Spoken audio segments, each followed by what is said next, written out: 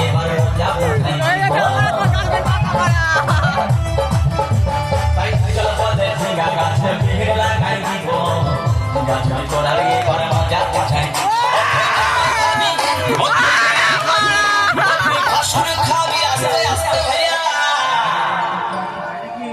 দাদা এবং মায়েরা বলুন তো